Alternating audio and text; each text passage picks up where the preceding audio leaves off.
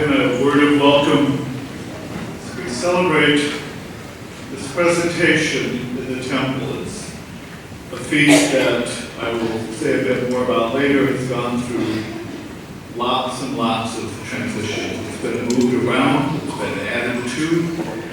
Remains a bit semi-confusing. Like I said, it's changed dates, different posts have added different sort of meaning to it. So I'm going to somehow pull all of that together with our message today, also this week. I want to take us back, and the number of us remembering this event is becoming smaller and smaller. I want to go back to October 1962. The most memorable moment in an event full of memorable moments occurred when Pope John the 23rd greeted the Jewish observers of the Second Vatican Council with these words: "I am Joseph, your brother." I was a teenager when those words were spoken, and that was some time ago. With those words, which was an allusion to the Genesis story of Joseph and his brothers, Pope John the 23rd signaled his intention to begin a dramatic shift in the relations between Jews and Catholics. He was determined to bring an end to the centuries of prejudice, of hatred, and persecution that are, in fact, a blight on the history of the Church that calls Abraham our father in faith. This quite simple, gracious, and loving gesture inaugurated a time of conversion for the Church, giving us a reason to have hope, giving us a reason that a new spirit was to breathe throughout our Church, an opportunity to connect with other faith communities. With Pope John's example to follow, Catholics are called to respond and to respect the Jewish community as our brothers and sisters, for that is in fact who they are. The Feast of the Presentation of the Lord is an opportunity for Catholics to assess how we're doing in regards to reaching out and embracing other communities, especially in view of the rise of anti-Semitic acts in our country as well as the world. Not only the Jewish community, but the Muslim community as well. The larger question of how we as well, we as a community of faith, as well as our leadership, are responding to all those men, women, and children who are so speedily relegated to live on the margins of life. The us and them. A few words about this Feast of the Presentation of the Lord.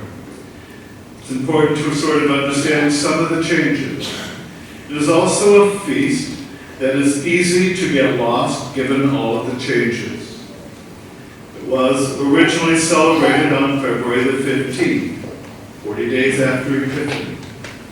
When the birth of Christ was moved to December 25th, the feast was moved to February 2nd, 40 days after Christmas. At one time, today's feast marked the end of the Christmas cycle, which would have meant you could go home today before the Super Bowl and take down your manger set. And now the Christmas season ends with the feast of the Lord's baptism. To add to the confusion of the feast is the ever-changing manner in terms of how it has been celebrated. The 4th century focus highlighted the obedience of Joseph and Mary to the law of Moses. The 5th century, they decided to break out the candles with a new focus on seeing Christ as the light of revelation to the Gentiles. In churches in the East, today's celebration is known as the feast of the meeting of the Lord or the feast of the encounter. Pope Paul VI renamed it the feast of the purification of the Lord. John Paul II added yet another dimension by attaching to it World Day of Consecrated Life. Amid all the different understandings of this feast, one could ask what is, in fact, the simple, basic message. It's been a feast that has more post-it notes on it than you can imagine, as it has been flipped around. At the very heart of this celebration, as you heard in the gospel today, is the story of a young couple making a gift of their child to God, because they were urged to do this by their ancestral religious tradition. As clearly as we, with our own Blake and Alan, as they brought their son Cohen for baptism over a year ago, as well as many, many couples who come to Joan of Arc, either through baptism or what religious and whatever it may be.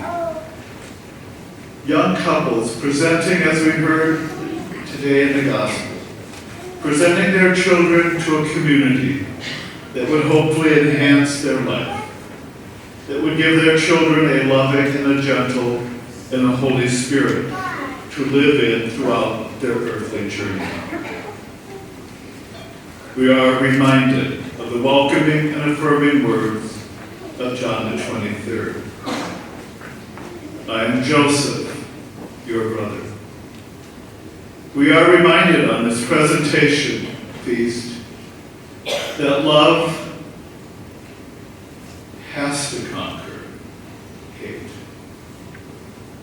We are reminded that welcome, as I have said frequently as of late, welcome has to outweigh the rubrics of the liturgy. It is all about welcome. It is all about welcome without condition. So one might ask, how are we doing as a faith community?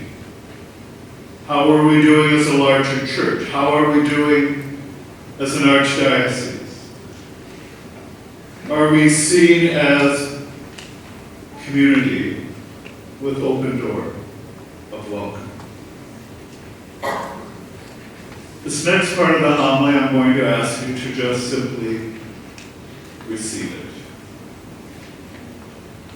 It's a difficult part of the homily.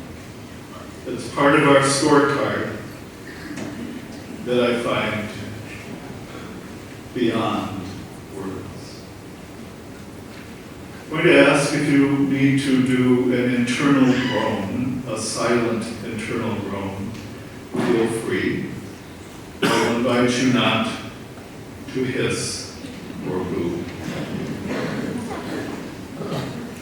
A Rice County Catholic priest apologized last Wednesday for describing Islam as, and I quote, the greatest threat to the world, both to the U.S. as well as Christianity itself. In a homily delivered on Immigration Sunday, and I quote, both as Americans and as Christians, we do not need to pretend that everyone who seeks to enter America needs to be treated the same. I believe it is essential to consider the religion and to consider the religion and the worldview of the immigrants or refugees. More specifically, we should not be allowing large numbers of Muslims seeking asylum or immigration into our country. Islam is the greatest threat in the world, both to Christianity and to America. He went on and urged his parishioners to oppose Muslim immigration to protect the country. I quote, not only as a Christian nation, but also as the land of the free. Close quote.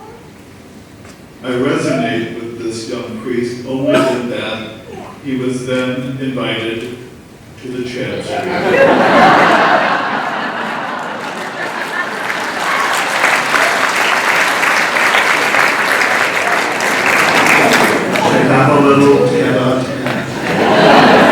To have a little conversation. It should be noted, as I said in the beginning, that he apologized, and well he should.